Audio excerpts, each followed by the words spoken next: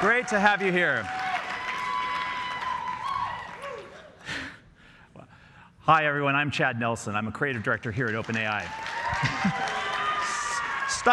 Stop. We'll keep it casual, but no, this is going to be a fun talk. So in my career, I've made a lot of content: films, video games, television shows. And in all my experiences, there's been one common kind of through line, which is, how am I going to make it? How am I going to make this stuff? Ultimately, what are my creative workflows that I need? What are the tools I'm going to use? And so what happens? You start a project, and you basically look at the tool landscape that's out there, and you say, OK, what are the tools I can use? Hopefully, they're not too generalized or worse, too complicated for my project's needs. And it also doesn't help that in kind of the landscape today, these AI tools, I mean, literally new tools are coming out every single month. But kind of made us ask a question.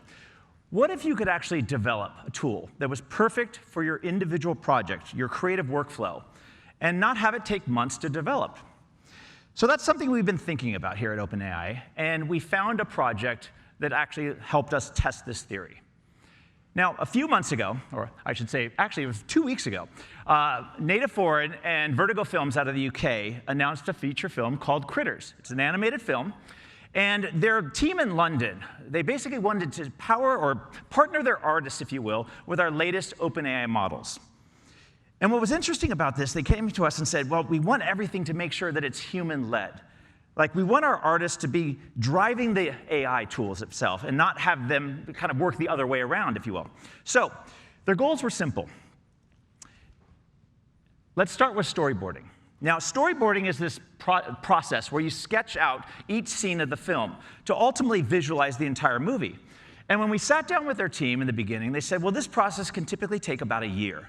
One of the issues with that is it takes so long that you really only have a few chances or iterations to kind of get it right.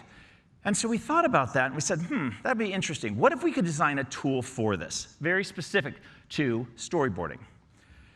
So we took ChatGPT 5 and Codex, and we said, OK, let's design a tool that was very, very focused on storyboarding, which would allow you to go from sketches to something that's more of a high-fidelity render, and then potentially even to final frame. And we internally dubbed this project Storyboard. And to demonstrate how it works, I'd like to introduce to you my colleague, Olivia.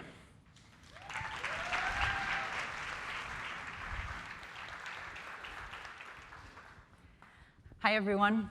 My name's Olivia Morgan, and I'm a solutions engineer here at OpenAI. Now, I want to use Critters as kind of the backdrop to show you this storyboard application that we built. And what I hope you all take away from this today is not just that we're able to use Codex to accelerate the build of a truly custom tool, but that by thoughtfully exposing the parameters in our image APIs and our video APIs, you can really unlock a lot of creative freedom. So I'm going to show you a demo of Storyboard, and I'm going to use the persona of a storyboard artist, but you can imagine any creative field, right? Somebody in design, somebody in marketing, trying to generate an initial concept. So when I land on the Storyboard page, you see this concept of projects. Now, to start a new project, I'm going to go to the upper right-hand corner, and we'll call this project today Dev Day. And for the sake of the demo, I'm going to duplicate from an existing project. Now, all this is going to do is duplicate my project setup. And I'll explain more about the project setup in a little bit. But that's essentially what's given me this population of characters, locations, and props. But you can kind of see the framework that we're starting with. On the left-hand side, we bring in some sketches and some prompts. Then we have a list of controls. Now, these are images that are fed into our edit endpoint on GPT image 1 and helps us control the fidelity of those final outputs.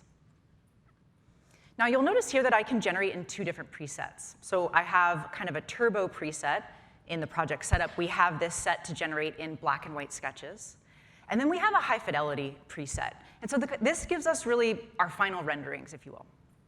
So let's walk you through an example. So in the upper left-hand corner, I'm going to upload some frames, and we'll go to our swimming critter, volcano critter, and our waving critter. And you'll see when those hit the storyboard, they're here on the left-hand side. Now I have this critter swimming with a yellow fish here, and we need to add a prompt to describe the sketch. So I'm going to jump into my notepad, and I'm just going to grab some of these prompts that I have.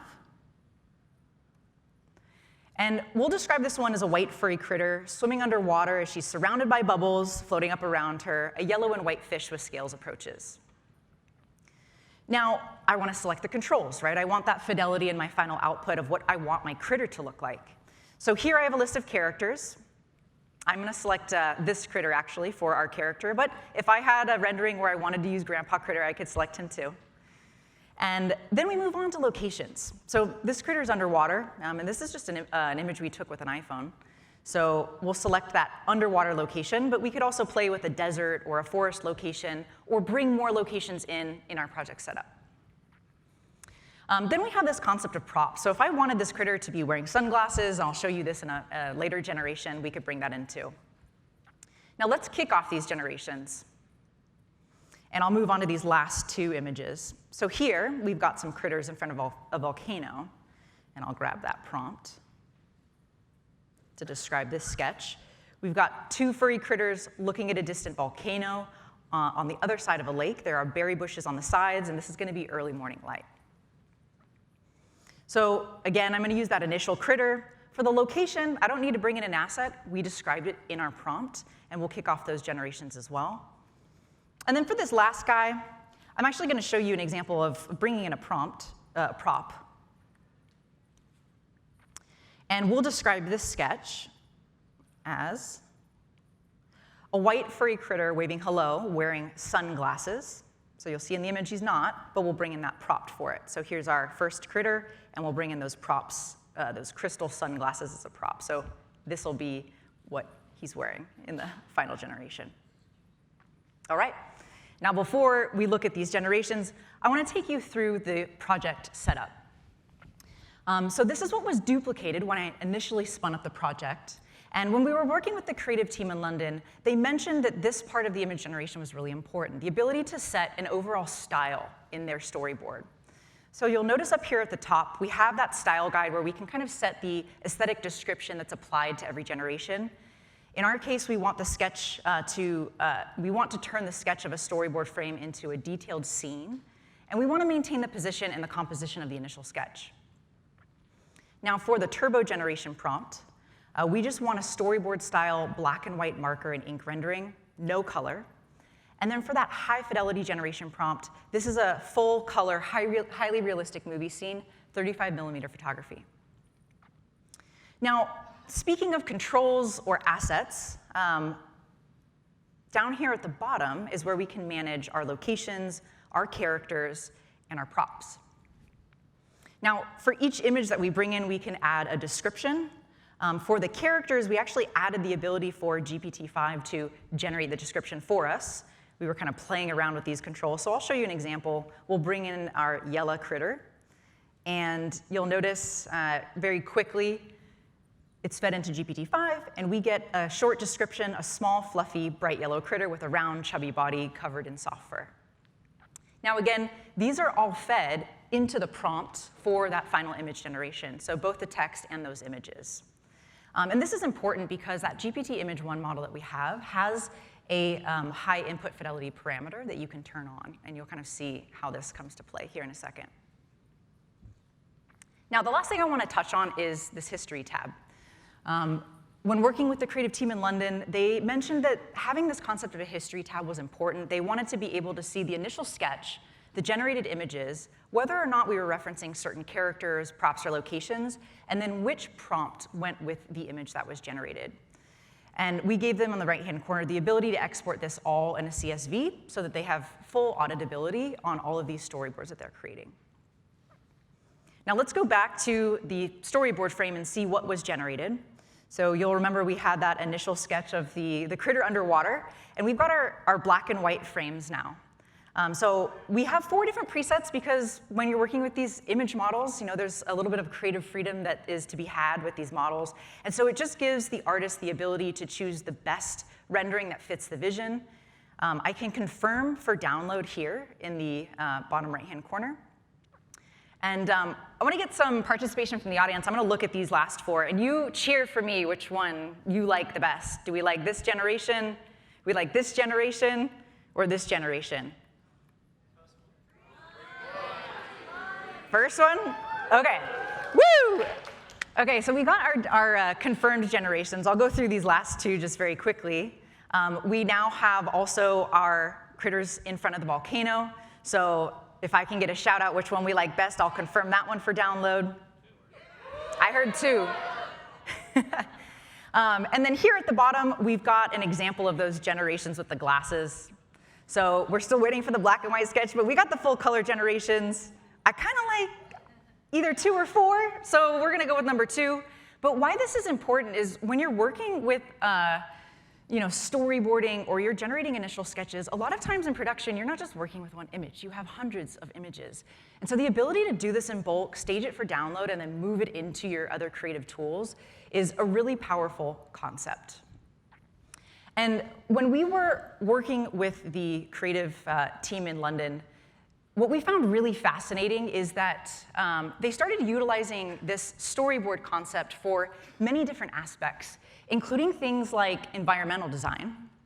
So you'll see here the sketch of an initial environment and storyboard's final rendering of it, but also things like character design, where we're throwing an initial sketch of the character into storyboard, and we're using storyboard to render out all of the final details. Now, this really opened our eyes to what a tool like this could be used for in larger enterprise applications. So imagine you are an athleisure brand, and you're preparing for a seasonal launch, or you're an automotive company, and you're building a new campaign. And so that's really where storyboard comes in. It turns these initial concepts into stunning production-style shots, so you can move fast and kind of stay confident that your first sketch to final frame is exactly how you want it. And with the new Sora 2 API, we are really excited because what this means now for our storyboard tool is we can go from initial sketch to a beautiful image now to full motion. And I am so excited for you all to get your hands on this. I think what you'll find in Sora 2 is that the motion understanding, the physics, the ability to guide the details through prompts and images is truly, truly impressive. And so you can actually then go from visuals or images like this to full motion and sound like this. Hey there, shiny friend. You like to dance, huh? You're beautiful.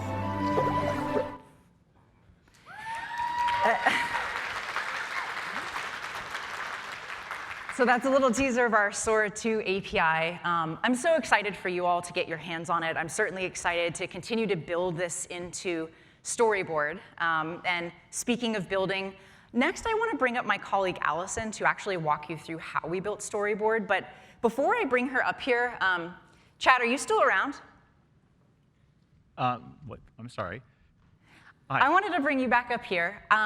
Do you think you could sketch something that we could actually throw into Storyboard so we can actually show them how we've been working? I think you might have given me a challenge here. I need to get the iPad. OK. Hold on a second. I'll be right back. OK. But what do you want me to draw? So I'm thinking we have the swimming critter, we got the volcanoes. What about the cave scene? Could you do like a critter in a cave? I got it. Let me get the iPad. Oh, I found it. Wow, look at that. Look at that. OK, hopefully this cord's long enough. How many minutes do I have? Like 2, 3? Because I'm a creative director, not a storyboard artist, but I'll try. We'll give you a few minutes. So while he sketches, I want to bring up my colleague Allison to walk you through how we built Storyboard.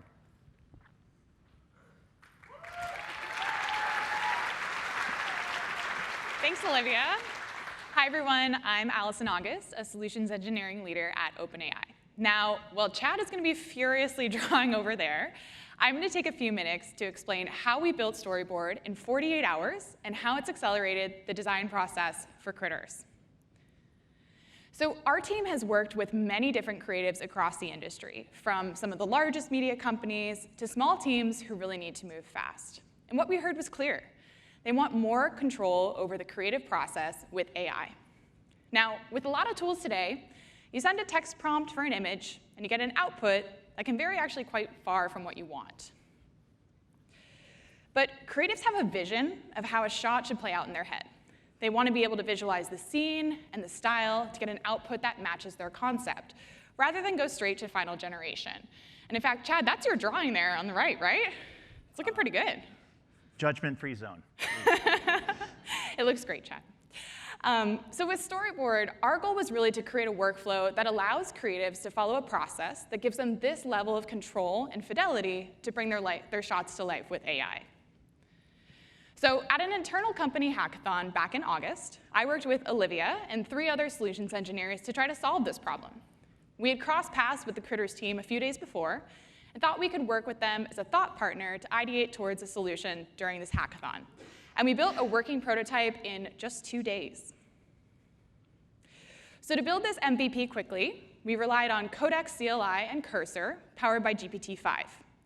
We built the app in Next.js with Supabase as the backend, which manages project state, images, and authentication. And everything is deployed on Vercel. Now, on Vercel, we run functions that coordinate GPT-5, ImageGen, and now the new Sora 2 API. And for every request, we generate 4 image variations with GPT Image 1, giving creatives the option to select the image that most closely matches their vision. Now, as Olivia mentioned a little earlier, GPT-5 is also embedded throughout the application to improve our generated results, from refining an artist's sketch description to automatically generating rich character text that drives more detailed image outputs. So let's take a peek at one of our original concepts for Storyboard. So we started with an interface where you could upload 1 sketch at a time, add a prompt, and select a character, or in this case, a very cute little critter. It was pretty basic. There was no project setup, no generation history, and you couldn't even upload sketches in bulk. Now, as we worked, we realized that the concept of a project where you can bulk upload sketches from a scene and render different types of outputs based on a project-level configuration would be so much more helpful for creatives. So here's a mock-up of what we actually sent over to the Critters team, and looks a lot more similar to what you saw Olivia demo a little bit earlier. So when we sent this over, the Critters team started testing the app immediately, and they had a lot of really valuable feedback, from basic asks like adding file name visibility, to more complex requests like adding the options to control inputs for props and locations. Now, initially, Olivia and I hadn't planned to make any changes after our hackathon, but when we saw the requests and how valuable some of these changes could be for the team, we decided to test Codex, our coding agent, and the newest GPT-5 Codex model. So we would send tasks to Codex in between meetings. We really easily reviewed and merged PRs into production, which Codex even allowed us to do from our phones, right, Olivia? Yep. And right now, you're seeing a screenshot of my actual Codex workspace and some of the various tasks that we shipped. We started with some quick wins, like adding small elements to the UI, but soon found that it actually excelled with more complex tasks, like compiling our generation prompt based on assets uploaded at both the project and the sketch level. Now, in my experience, once we built the foundation for the application and designed what we thought about the base UI, Codex was really incredible at adding the additional features and actually troubleshooting what we needed in record time. And every day, we completed nearly 10 feature requests from the Critters team, and they were simply blown away at how quickly we shipped those improvements. All right, Chad, this is my last slide, so I hope you're wrapping it up over there. Yes, I think we'll be ready. I'm sure it will be great. So to summarize on my piece here, we partnered really closely with the Critters team and stayed in a tight feedback loop, which meant that with help from Codex, we were able to prototype faster than we ever have before and incorporate feedback on a daily basis. Typically, this kind of loop can truly take anywhere from 1 to 2 weeks. But with Codex, we brought our ideation time truly down to a day. Now, the final Storyboard tool helps the Critters team visualize thousands of sketches across different scenes in a matter of days, a process that normally would have taken months. All right, Chad, pencils down. Can we take a look at what you drew? Yeah, so, OK. It's this little sketch here. It's beautiful. You said entering a cave. I gave it a little torch, like a little, it's a dark cave. Very cute. Yeah, I'm very curious to see what it did with it. All right. So I've got the generations. They just came in just in time. We've got Chad's sketch, I gave it a little description, the front view of a furry critter who's entering a dark cave. We selected, our critter character as that asset that we wanted to feed into our prompt. And then we've got our black and white generations of the adventurous critter, and our final images here that we can stage to move into Sora. I love the torch. The torch works really well. This is amazing. I actually literally love the fact that I can just take a sketch, like in barely, 2 minutes, and get it visualized this way. And I think that's what's been so amazing about seeing how their team in London is working with the tools. Now, we mentioned Sora 2, and I think we wanted to show, obviously, I love the fish, but I think Sora 2 made that audio. The Critters team in London put together a little demonstration. Now, they've had access to the tool about, a few days when we announced it last week. So let's take a look at something they put together to show us an example of what it can do. The fur there, give it a quick comb. Perfect. And Pictures up! Right, Prepare everyone to ready? roll. Camera stand by, and you. All right, one sorted. Still up. Good. Cameras rolling, and ready on the big lad. Let's have the antenna tidy. Got it. Thank you. All right, everyone, settle. Rolling, action! Hi there. What's my line again? Cut. Oh, blast it. I love it. I love it. I think Sora 2, the visual quality is amazing. I love the sound. All the voices and all the ambient and the music, it's amazing. Yeah. But I think what's so exciting about this time is that we're seeing this period where artists and developers can now work more closely than ever before. And we've seen what happens when you take artists and couple them with AI. That produces, amazing work. But now how they're producing that work can be truly transformed with these custom tools. So I think Critters has become an exceptional example of this. I can't wait to see what they build next with the tools. But when I look out in this room, I see a whole room full of developers. What excites us is what you all will build. What creative tools might you bring to the industry and to artists to let them explore their imaginations? So with that, I'll say, on behalf of Olivia and Allison and myself, thank you so much for coming. Have a wonderful Dev Day. Thanks again. Thank you.